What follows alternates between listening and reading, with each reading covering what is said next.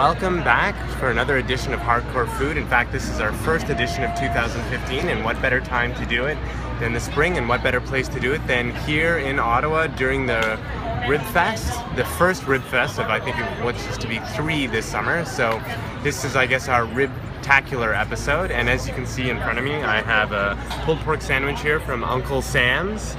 And then over here, I've got a porkster, and that's pulled pork with a sausage, as well as beans and coleslaw, and that's from Camp 31. Those are two of probably the best best rib places at Ribfest. So for a regular pulled pork sandwich is about $8, and that's pretty well universal at all the places. The porkster is a little more because you're getting a sausage, so it's $10, and you add on $3 for coleslaw and beans.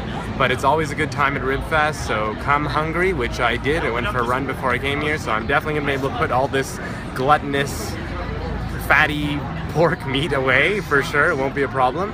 But, so I'll let you know afterwards how it was, if it lived up to the great standards of Ribfest here in Ottawa. Alright, so now I've started working a little bit at these sandwiches, just enough that I can maybe hold them.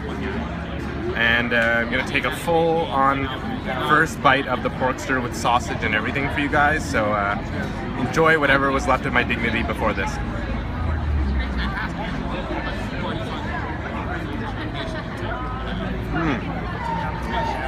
That is really good. Really, really good. I gotta say.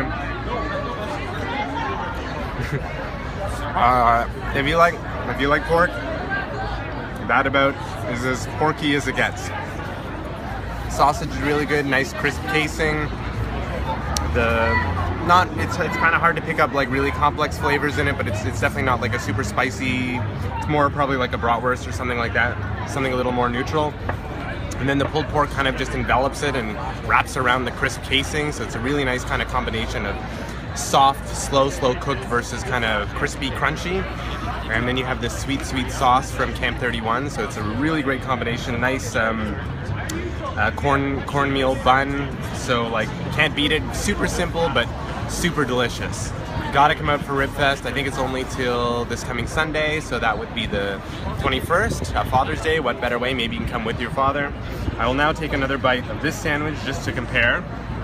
So I should have probably eaten this one first, because how is pulled pork going to compare against pulled pork with a sausage, right?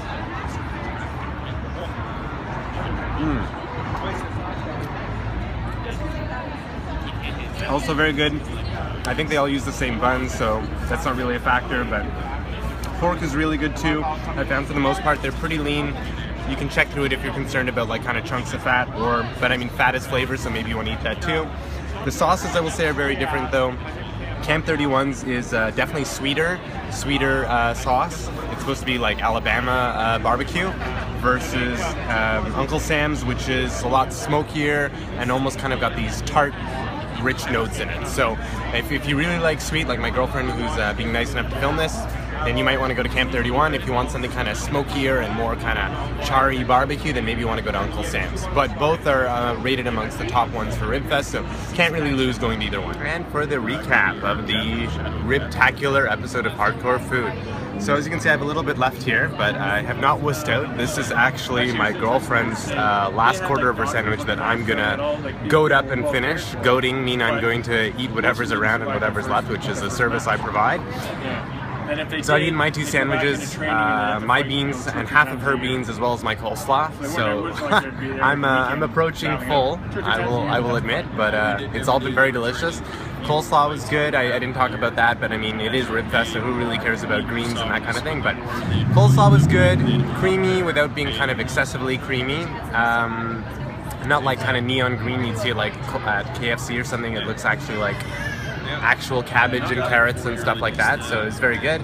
And the beans are really good too, kind of smoky, and had visible chunks of red and green pepper if you're kind of like me and like to think you're getting at least some kind of other vegetables in there. So that was really good. As I said, yeah, very smoky, very well cooked. Sandwiches, really can't say enough. How about in terms of the pork stir?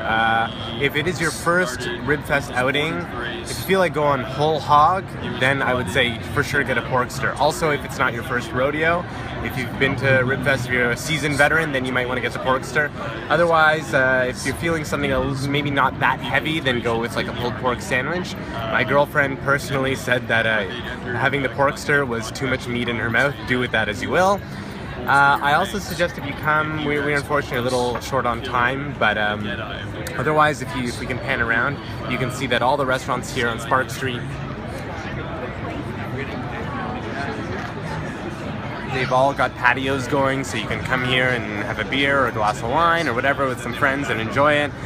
We've parked ourselves here on a bench so we can kind of enjoy all the goings-on and the happening of Ribfest, which is really the way you want to do it. Unless you're going to grab your ribs and go home or something, I think this is it. You really want to be in the thick of things, and what better way to usher on summer than by starting off with Ribfest.